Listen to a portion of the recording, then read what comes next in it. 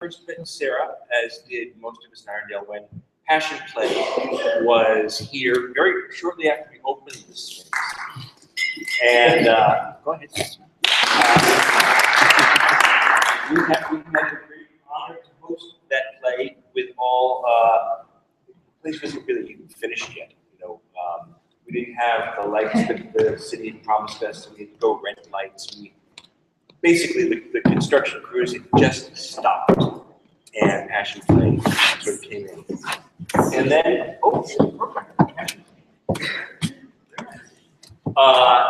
and then I had the even greater pleasure when I got cast in a production of Three Sisters at the Cincinnati Playhouse, directed by John Doyle, with an adaptation by Sarah Ruhl. And to this day, I still think it is the best adaptation of Chekhov that I have ever read or spoken. And it was really a wonderful achievement. Sarah's plays are award-winning nominees, and she's constantly being produced in New York and in major regional theaters around the country. The Oldest Boy just closed at Lincoln Center to critical acclaim. And her new book of essays, which I hope she will read from tonight, is 75 essays.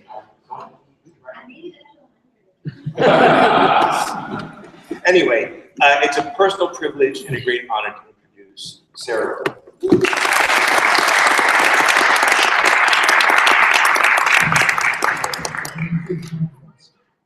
I'm going to use these microphones. Is this okay? Do we have to for the screen? I'm happy not to. Well, I know you can project, Mark, but... Oh, then you don't need to. We're streaming tonight. The first time we've ever streamed anything live. But I'm doing it for that. Let's see how it goes. Okay. So to a certain extent, I'm going to lead this conversation. Then Sarah can do all the answering.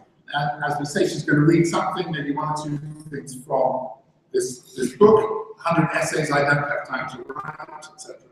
A particular one. So we met quite a while ago, in 2000. I know it was, that's right.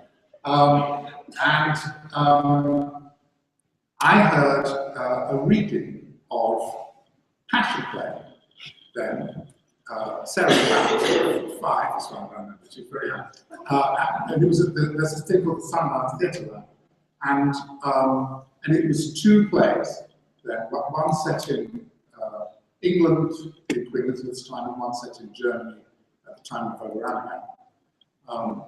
And I was very thrilled to suddenly hear this, I guess, sensibility. So I approached Sarah and said, oh, I'm running this little thing in England, which is called Actors Centre. Got a little tiny theatre, can I have a look at your play? And I was lucky, and she said, yes. And funny enough, we then ended up doing a production, the first production, I think, of Passion Play, when it was only 2 plays, where we had this kind of rule that we would do it for a budget of £50. So it was done with professional actors for £50, and then because it was 2 plays, we put it up to 100.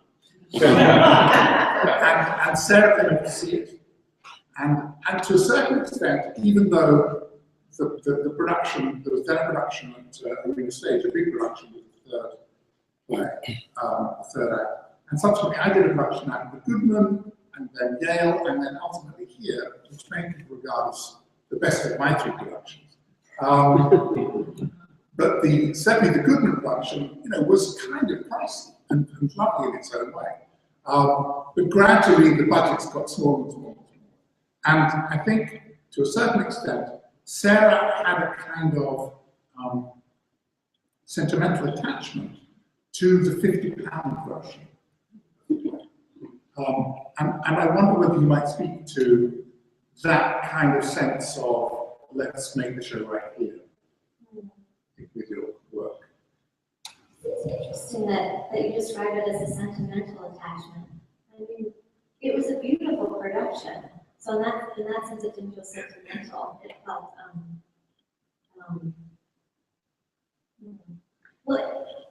the design was so minimal. It was so we had these chairs at the Actors Center.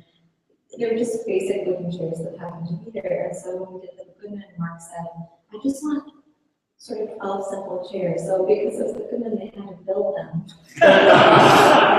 Which cost $200 per The Goodman is known, by the way, for having one of the greatest prop departments in the American theatre. So part of how Moyer, the designer of this play, is here in Sydney. But the chairs that we had were, I think, chairs that were used in England between the wars. And there's an initial, which I can't quite remember.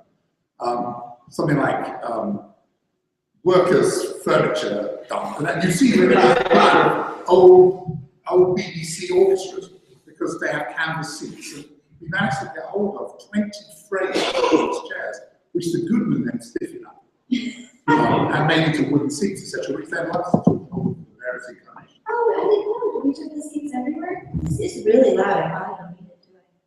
Do you want to try it without it? Can you hear me without it? Yes. Lovely. Without it. Right. Yeah. So the design was on these chairs. It was beautiful. You had this one that made Xeroxes. And you had a portal. There was a little portal, a little window, and things would appear. And this woman made these Xeroxes of sort of hair or different imagery. And the fish were made out of sort of nothing, maybe tinfoil. They were tinfoil. And so all of the emphasis was on really, really good actors. And Mark had assembled these amazing actors who I also never heard of play before with English actors, and so that was a revelation. Because they could do the northern accent with no problem. And they were just kind of really adept and really, I mean, who was in that path? They were really. Well, there were people who, there was a guy called Alan Cox who actually turned out had a green card and subsequently recreated that role in Chicago. And I know, marvelous. So good. Anyway, I mean, all of it was wonderful. I took on this production, but I was attached to it because it was good. And then we did a workshop at the New Center. Oh, that's right. And we did a kind of joint stock process when I was trying to figure out the suite of the 3 acts. And we is Keith here? Yes, there he is. Keith is here.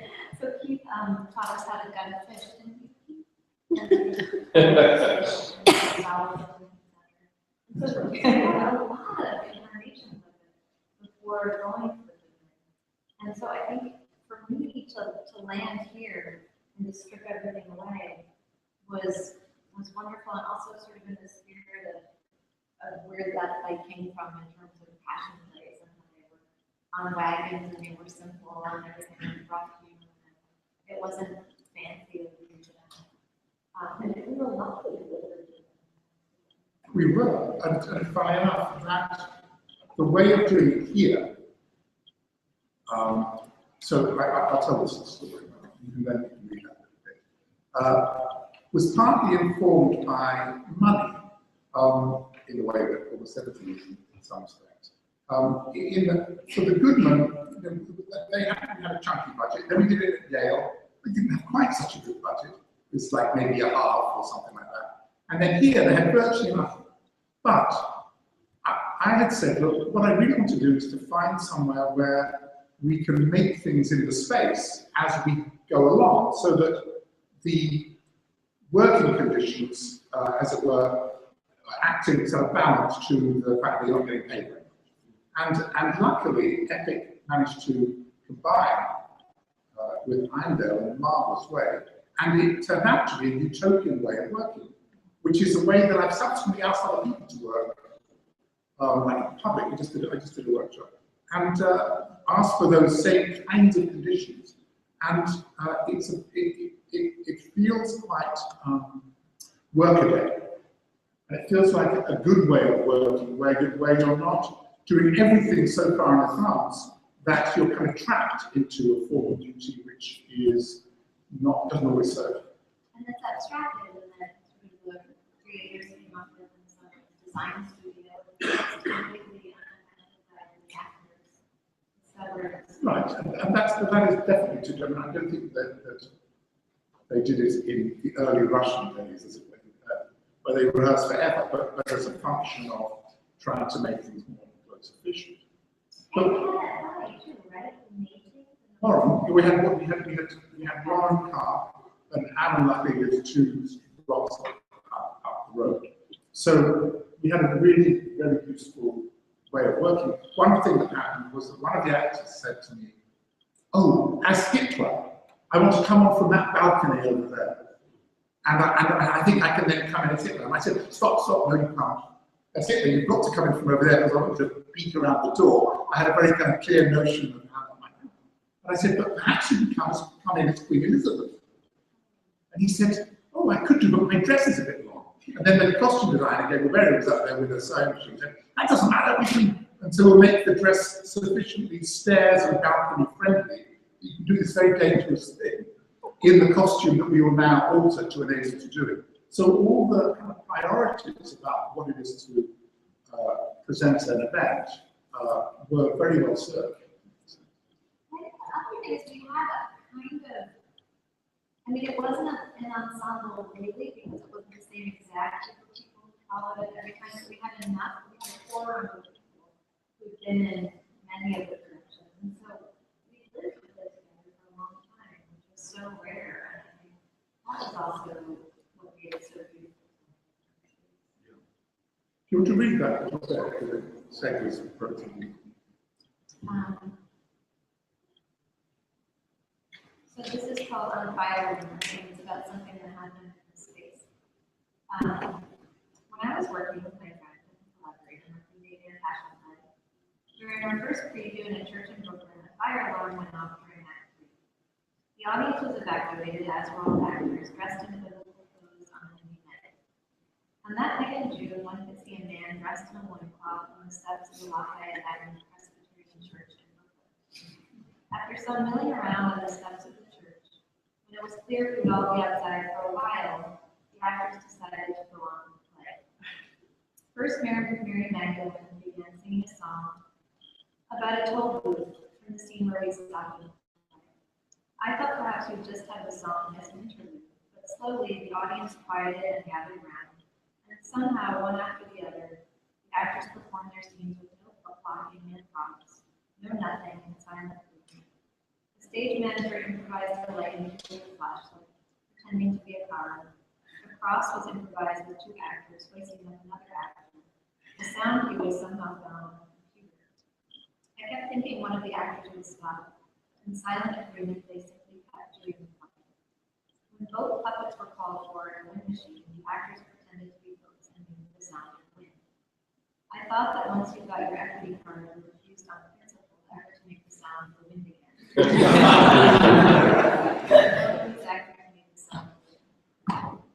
we were led back into the church and finished the play, but I longed to stay out on the steps of the church.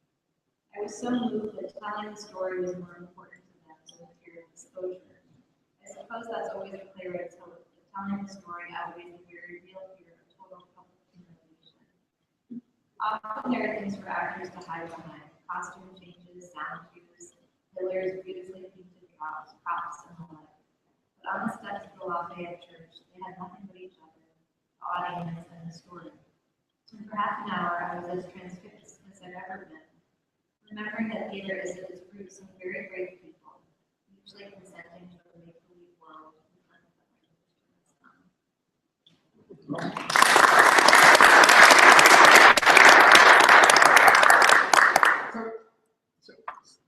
So talk a bit about language then.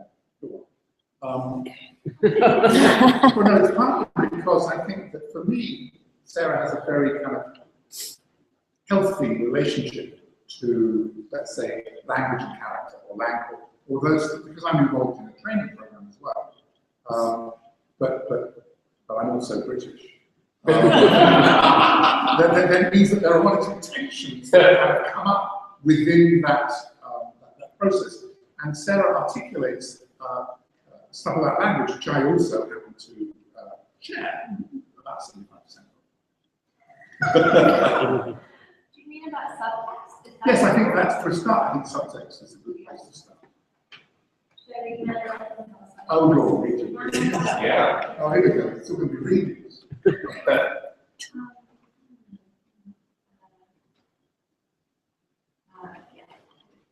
It's called on subtext. Yes. Close to. Lovely. If you're asking if I have mind, and I say this full of love, please don't think one thing and then say another thing.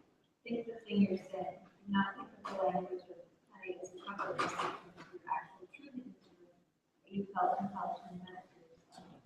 Don't create a bridge between you and the impossible language you raise the boundary between the two. No, I mean, this isn't the whole essay, but I feel compelled to stop. I mean, I think where we share and tell us about language that, like in Shakespearean language, it's very hard to think something else and say the word. Yeah, you are what you say. You are what you say. But then you also have this very intensive actioning process. Yes. Which is a kind of subtext, I guess you'd say. But it's not an American subtext. Yes, it's basically comes. When I started to direct, one of my, I guess, mentors was Carol Churchill, and she introduced me to this thing that she had done with Max Stafford Park, and which fitted my particular turn of mind. And that was where you take what people are trying to do to the other person, and you try and find a word to do that. You write it in text.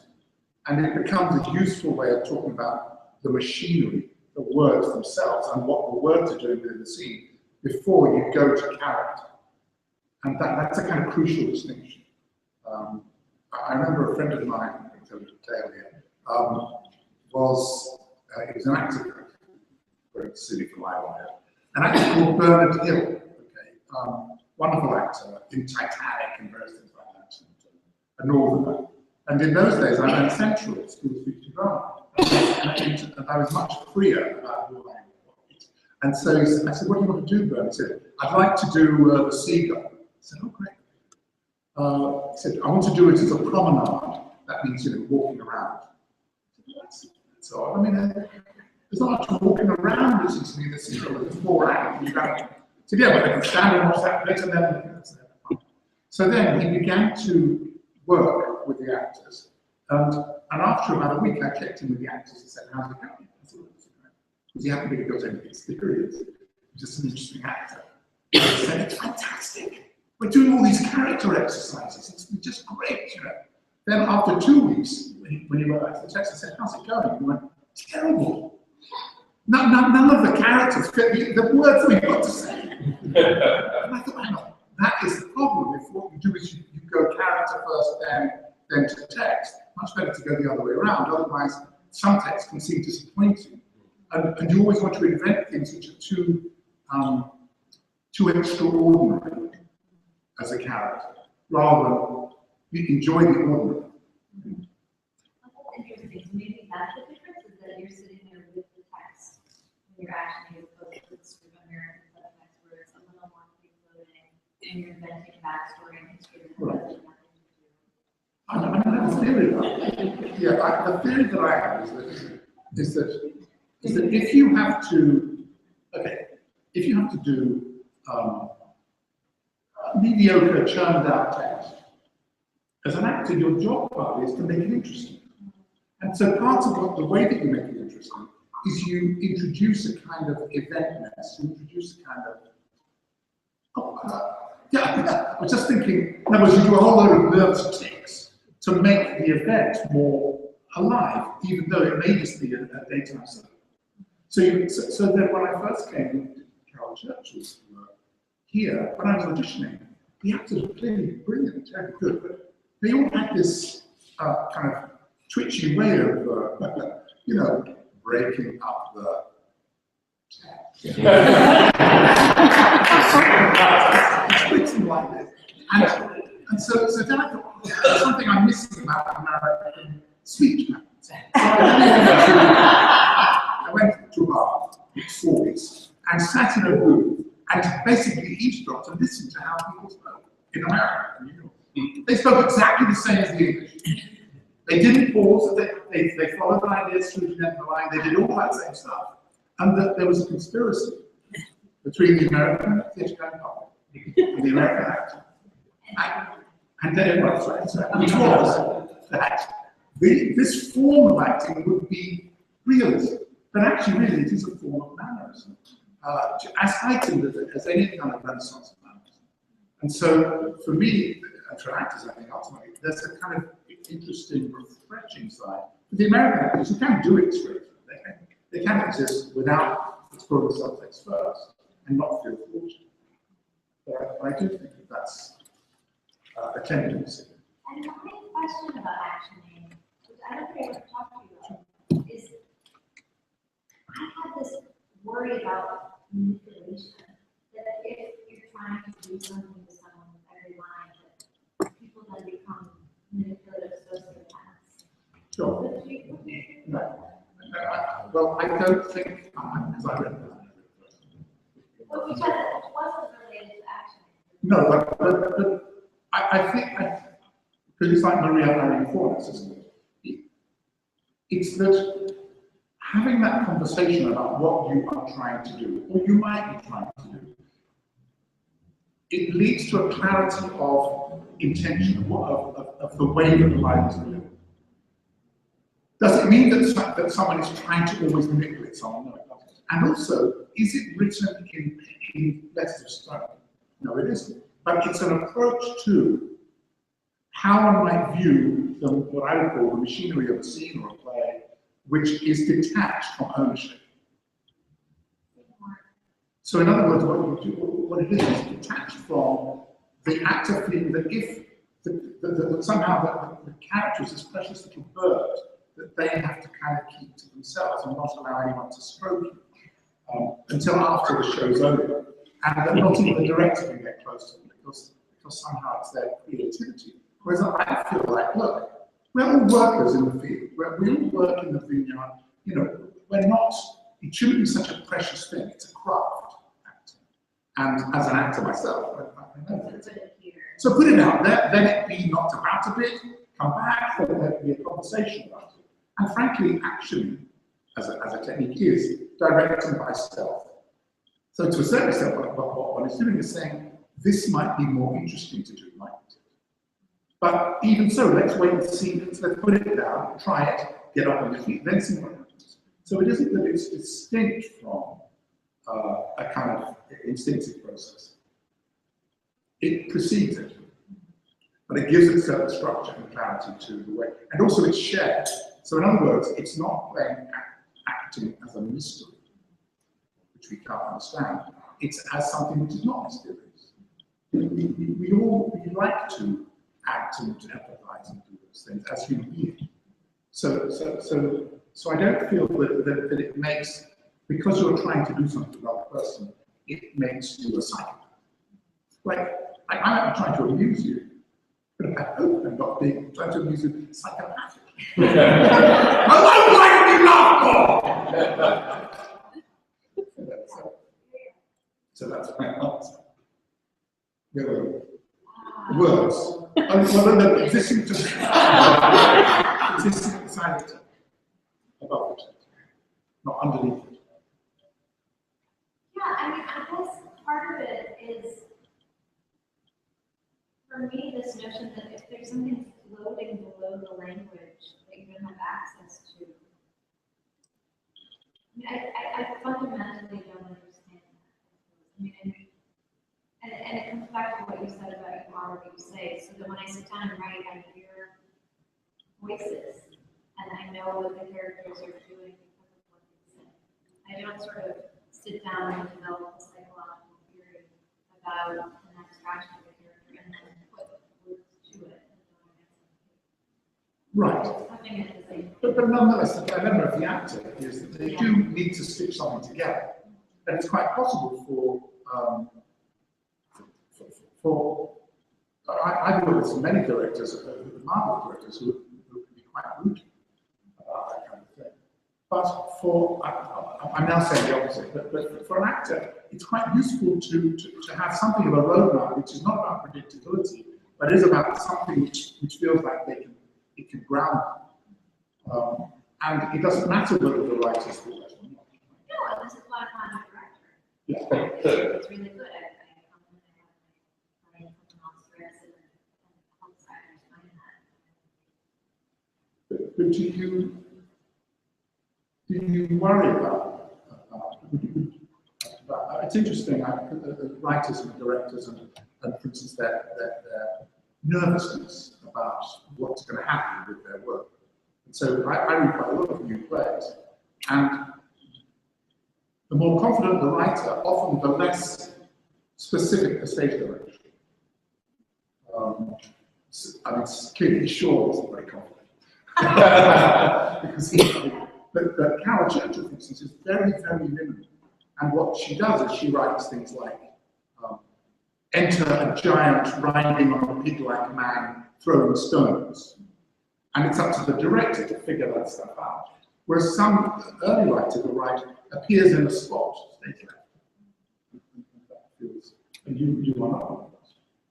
I feel like stage direction should be invitations to your collaborators. They shouldn't be manuals of instruction, but they should be an invitation to work with you.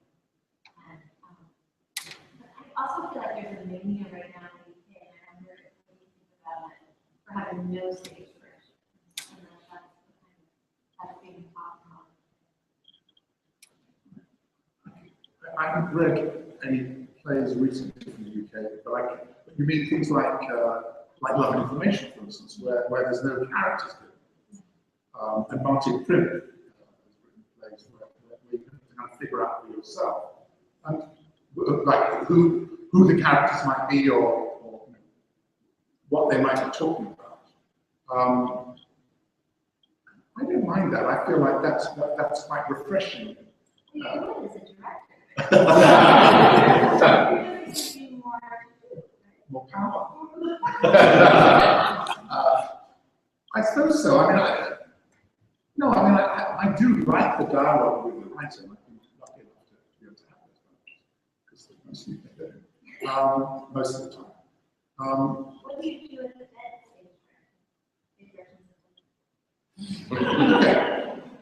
Well, what I'm interested in as a director is what the play meant in its own time, and what it means in 2015, and how that meaning is then transposed in some way. So to a certain extent, I will try to figure out, well, why was that given? How exciting must it have been? And then, is it as exciting right now? So that, for instance, I'm doing this workshop on Joan, the screens. Well, that is completely packed with stage directions. I've just done this workshop all about where Joan writes, they come and paints a clock.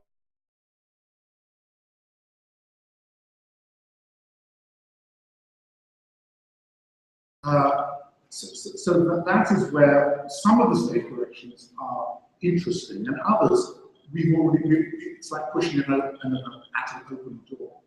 So it depends what the function of the stage direction in its time was. In the old days, they used to say, look, cross out all the stage directions for the actors. Like me saying, cross out promise. Because they can get because plays are often written, why are they written?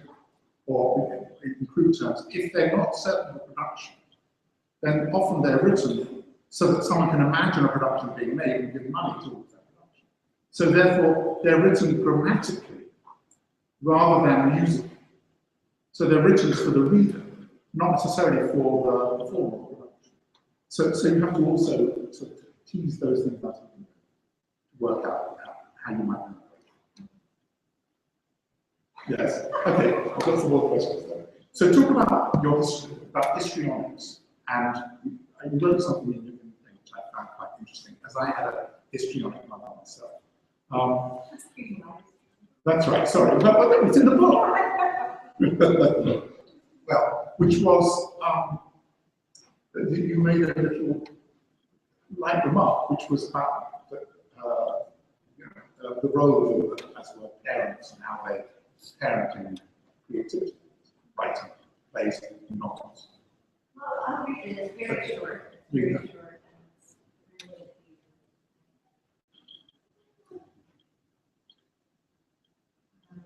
whoever it was called.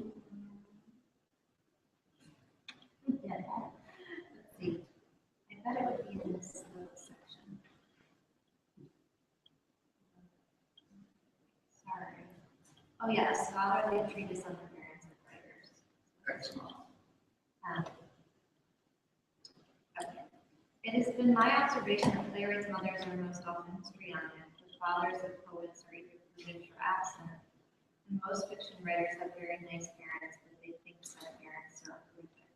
For evidence of this deeply researched thesis, you can readily look to Tennessee Williams for the histrionic mother, Sylvia Plath for the British father, and I cannot reveal my weighty evidence for the fiction writers as private information, but I can reveal that they all live with pleasant siblings, and their parents are very proud of their work and know I mean, I don't know if there's much to say about this, but I don't know if there's much to say about it. One thing I love when you directed Passion Play in histrionics, as you said, you're all allowed to have one of you involved in that.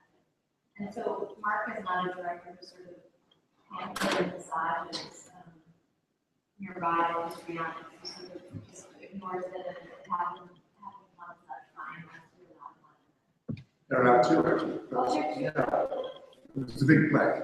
But that's partly to do with that people get upset and have tantrums. And I feel like, look, have a tantrum if you like. Don't worry about it. And bizarrely, what happens is that because I've been around with actors who have had terrible tantrums and destroyed technical rehearsal by walking out. Very rarely do people have tantrums in my productions. But if they do, they can have them and we'll move on. What do you say? You just say, check that. No, they take what tends to happen is, I remember someone a long time ago, I was doing Angels of America, and she won't mind me saying her name. Her name was Julia Gibson. And we were playing this game called Push Ball, which is where we hit things over a costume rail. It's like volleyball. Okay? And it was invented by me and a tour actor called Gareth Hunt and Ben Shane. We were playing in rehearsal like this. And we all played. And suddenly she had a complete tantrum. And she said, look, it's all right for you because you are 6'4". So that's why I invented this game. It's outrageous. I'm only 5'2". So and bizarrely, we then changed the rules. We now play over chairs. In order not to privilege those people who have white. But she came in the next day and said, here we are about to take 2 parts of Angels of America, and I have lost one of my tantrums on push ball. So I found and asked if you go up front with what you are allowed to do, what you aren't allowed, what the kind of ground rules are for the rehearsal period, actors feel relatively comfortable and relaxed about that stuff, and then they will eventually start joking about trading their tantrums because someone seems more prone to have them. So it's basically a mechanism for diffusing. There you go. When I say to you, listen, we'll play this game, you will get better at the game. You might not get better as an actor. You'll get better at the game, and to a certain extent, that's true. I'm hopefully going to get better. It's really fun though, and it's a great lesson, because no matter how much anxiety you have about what we have to do this 3-hour play, if we have time for football, either for Angels or for Passion Play. And it's like, yes, there always is time for football. Because this kind of leveling thing is doing it for the sake of doing it and being together in a group is as important as all the rest of it. Yes, and it's also, tricks of the trade. It's also because if you're an actor, and I have great sympathy with actors, you can occasionally feel, let's say that someone is going down the wrong path as an actor, and it's quite hard for the director to help them, and they're getting a bit frustrated. You can occasionally feel that as an actor, that's because the director doesn't like you. When actually that's not true. They do like you perfectly well. They're just having a frustrating time. So therefore, Koosh, this particular game, is a way of going, well done, great, you're marvelous, about something else, which is not their acting. And so you actually have a room to say, look, this is Koosh, this is acting. The fact that you're hopeless in this role is my fault because I cast you. No, it's not just your marvelous Koosh. So Do you want to talk about politics? Sorry, I've got that on my list. About your politics, and then how does that play into the things you write, or not? When I wrote the third act of Passion Play, it was when George W. Bush was in office here at the state of war, and I was really angry all the time about it. And then out of that anger and political frustration grew this third act to a play that was about really a lot more than that moment in politics. But it always is informing what I write, but I suppose that particular act was more directly political than a lot of political. I mean, I think the vibrant play is having on politics, but it's not, you know, I don't have an agenda. No. You don't think I've got to write about this subject because it will do X or Y? But presumably you are drawn to, like the vibrator play, you're drawn to that, as it were, misplaced medical analysis, if you like. Just to, like, what are the politics of showing female orgasm on the stage? What are the politics of making that physical for us now? Right. As opposed to what was going on. And what were those?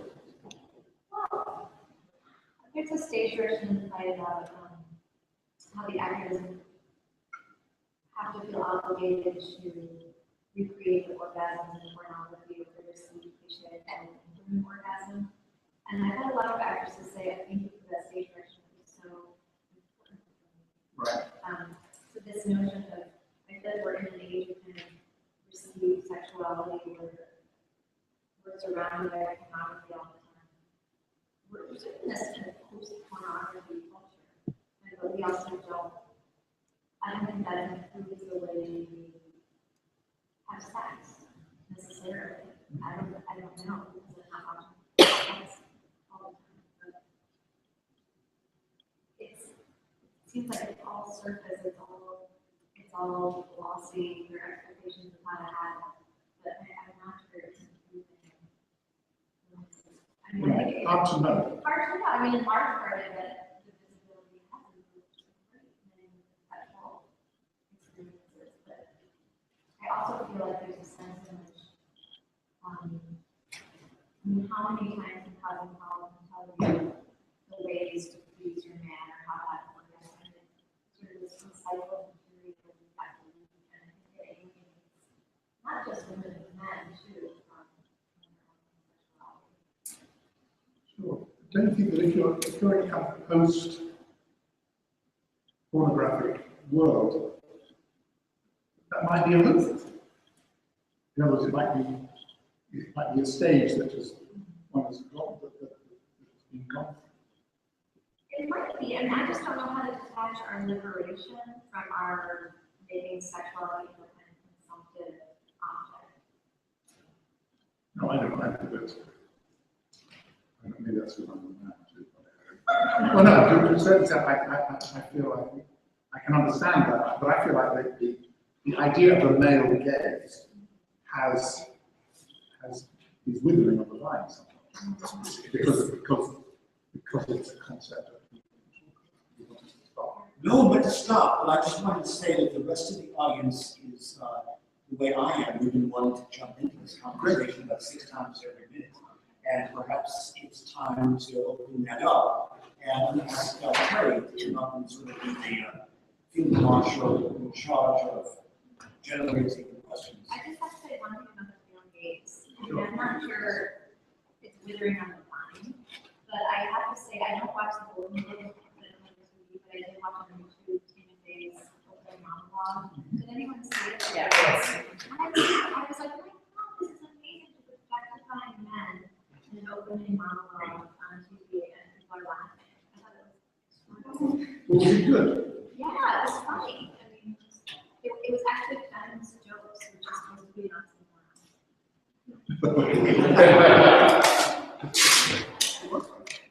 let's open it up. Who's got some questions or wants to add to this conversation?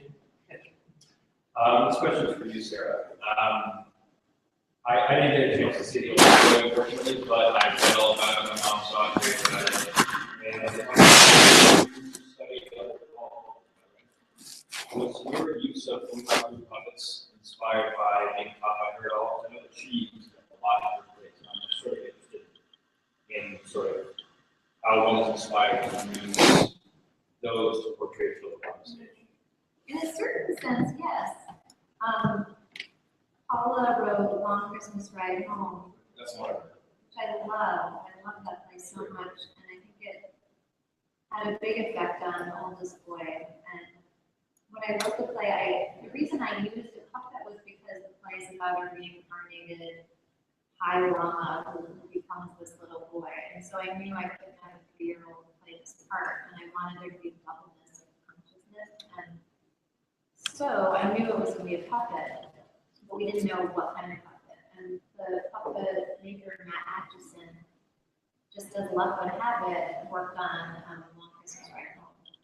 And he said, I think it needs to be a boomerang. And I had imagined more like a rod puppet or a marionette puppet because I wanted there to be a one-to-one relationship between puppet and puppet because it was about an older man having a consciousness that was in a boy.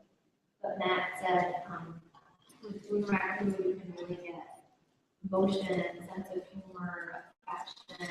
It's really hard to get that with a marionette because they're kind of so very angry all the time. So that's why we chose boomerang. But then Rebecca and I went back to the videotapes file at the center to look at that production of Long Christmas Ride to see it with the relationship between the actor and the puppet was and to think about it. And I was on the phone with Paula all the time during the process. And I said, Paula, how did you get the actor to sort of not act when you were doing puppet movies? Or Paula, how did you go to do auditions for actors with puppets? Like, how do you know if you're going to be good at puppet? So yeah, she had a big effect on me. Privacy is one of my favorite things. I just absolutely love. And I wanted to talk just a little bit about re-envisioning men and giving voice to Eurydice when the traditional men is so voiceless and doesn't really have the ability to express himself.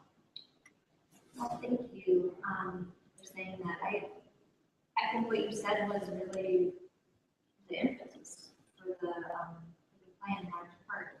And I always loved the myth, and I love the mystery around it. There's something about the repetition of the mystery of that myth over time that we can't stop looking at it. And one thing I couldn't stop looking at was this woman who dies twice and has nothing to say about it. And there's a Rilke poem where he imagines her point of view that I've always loved. And I thought, what if it was her story? Sarah, there's something in your book about the essay on Eurydice, where you talk about style coming from the language. Can you talk a little bit more about that? Want me to read it? Sure. Okay.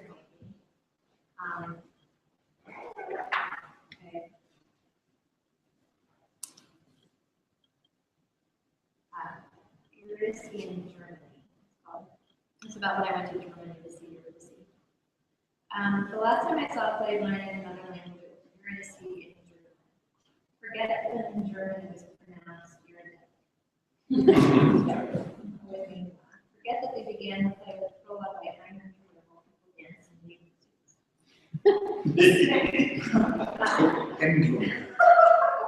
Forget that the father had a very long beard under the crown that he uses in dancing. Forget for the moment that there were 4 flying stones rather than 3 still stones, and that they cut all of Orpheus's monologues and replaced them with German versions of American rock and roll songs.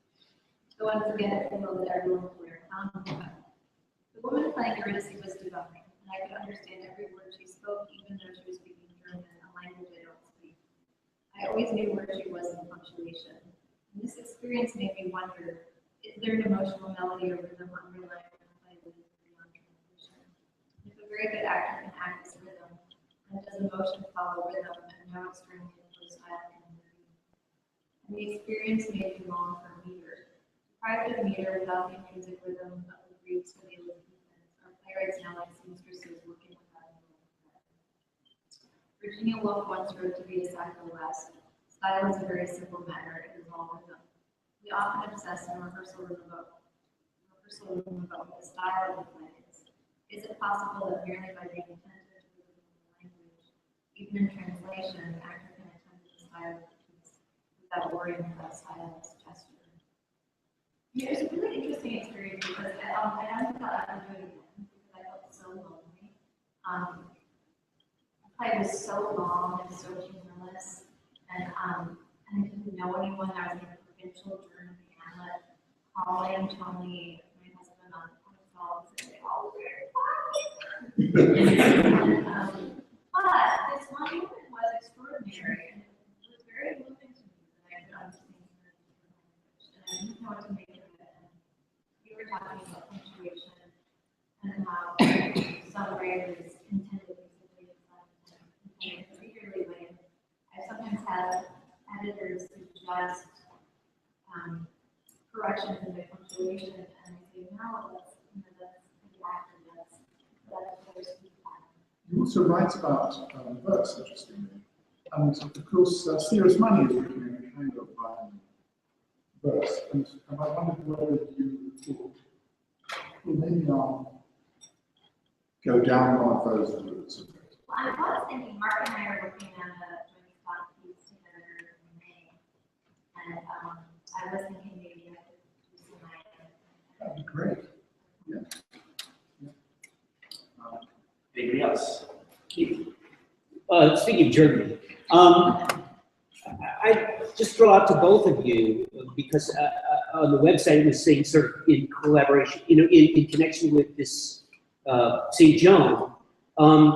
If there's anything in Brecht that excites you or influences you, or if Brecht is just annoying. I mean, just what have you both taken from his work? I've taken lots from it. Well, one of the okay, so as a modern director, it's very important, it seems to me, to acknowledge Brecht's theatrical theories and not to think, oh, well, they just applied then, and now we'll just treat it like an ordinary play. So I'm very interested in the reimagining of their Fremden's effect. And I can tell you a disaster story about that, which is I did a production of Galileo for Bertolt. And I noticed when I was in Italy bizarrely that many of the women dressed kind of traditionally, the middle-aged women, in like black polka dot dresses, but they had white sneakers on, very modern white trainers. And I wanted to use that particular image. And also they watched a lot of daytime TV. So in the scene in Galileo where the guy comes for the globe and he's been working, etc., he's effectively imprisoned by his daughter. So the daughter was in one of these long, one of these sort of polka dot things with white stuff, and I had playing on the kind of corrugated plastic stuff like daytime Italian soap, which was Il Ruota della Fortuna, which means Wheel of Fortune. And so I went to Il Ruota, and then someone went, Monica Lewinsky, and that was the answer to that sort of thing. And then I continued to play it silently on these things while the scene was going on. And eventually, Andre, the disciple, arrives. Okay. So turning to Tony, he says to me, so what's with the TV? So I said, well, it's a kind of reimagining of the alienation effect, the Fremden's effect, because I want the audience to experience that tension between wanting to watch this, and then the TV is going, you want to watch the thing, you want to watch the play. And he said to me, I hate to tell you, Mark, the TV's winning. so what I did is I played for a little while, and then the guard was supposed to watch the 10 o'clock, and then we had to see the guy. That was an example of, I had various struggles with that. But nonetheless, I think it's very, very interesting to try to have moments where you know that the audience are going to feel uncomfortable, but there is a process they can go through where their reason can kick in to ask why they are feeling like that, and then as long as there is a real answer, that seems to me is a useful device, a useful thing have as part of your work? I think I have a love-hate relationship with Brecht, but I do think one of the reasons I love your work is because of how you reimagine. When I think about fashion play too, when we first did it in London, Mark said I wanted to have embroidered accents in like one, and they're meant to be German, and two of them had an American accent, which was a kind of alienation effect. And it was great. I mean, I always think Paula Vogel, when she taught defamiliarization, she taught through Russian formalism instead of through Brecht. So she taught through Victor Shofsky, artist technique. And so the idea was, what do we want in art? We want to make the familiar strange. We want it to not be automatic. And for some reason, I find him warmer than Brecht. And I feel like there's always a tension between the familiar and the strange when you're writing a play, and then also in the production of it. But sometimes I find Brecht too much, or I like his work before we figured out his theories. Like I love Paul. I played bar. You have? Yes. I know, crazy. That was a license to do it. I had 2 wives on stage. Let's take one more, and then we'll continue this obscure smoke time. You always hear that actors have their backstories on the characters, and so director, actor, whatever. Do you have backstory in your characters? Same question on the director as well. And then when the actors come and they've gotten their backstory, do they come with it? If it was. Well, okay, I'll tell you, the tiny thing is that with Robert Stanton, who's a wonderful actor, but I was working with Carol Churchill, and they had to do this thing called hot seating, which is a familiar technique thing, which is where they talk about their backstory. And so Robert, as his character, came up with his backstory, where he was the son of communist parents, and that they'd be revolutionists, and one was a spy, etc., etc.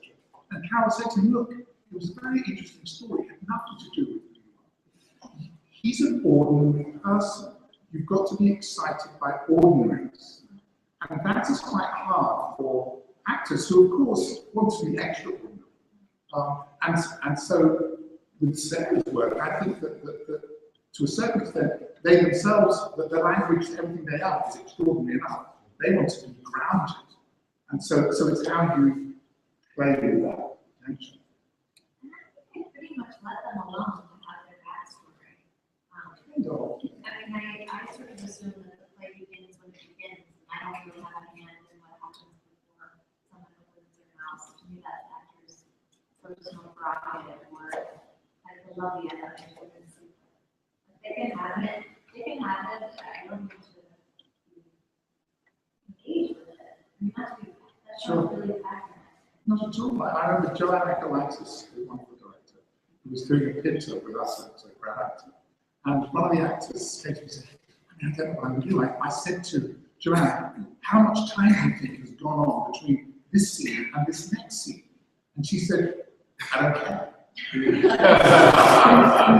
was a vastly bracing that time. Because up to a point, the actor can invent that idea, and if it doesn't conflict, and it is their security blanket, as it were, then. And that'll be the last word for now. Thank you, Mark. Thank you, Sarah.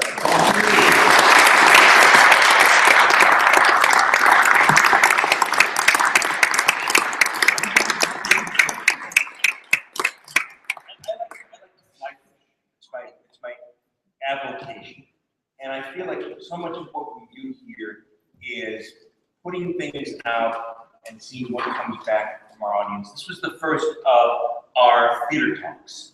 Next month, we'll have Peter Kleinert from the Schaubühne Theater in Berlin here to talk about his work on St. Joan of the Stockyards and the work he'll be doing with the Irondale Company here in May on a new production of St. Joan of the Stockyards. So that's February 10th. It's also a free event.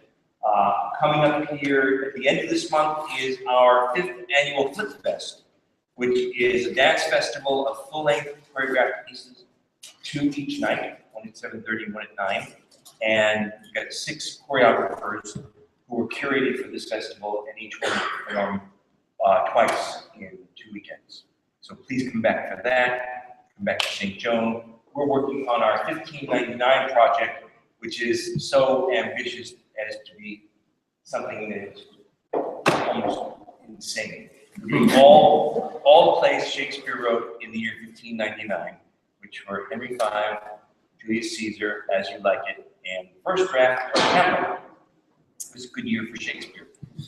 And we're rolling these plays out in various kinds of chamber productions and deconstructions, if you will.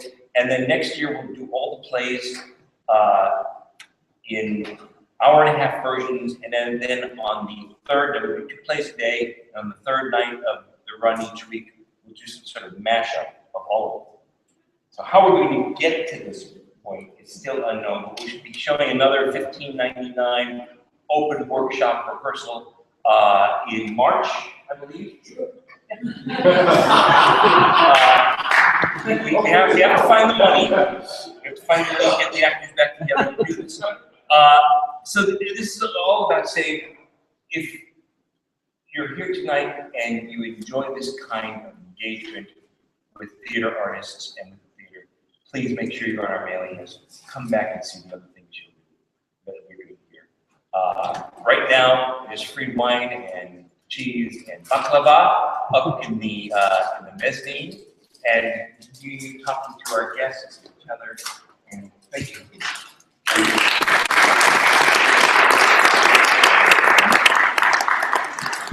Great.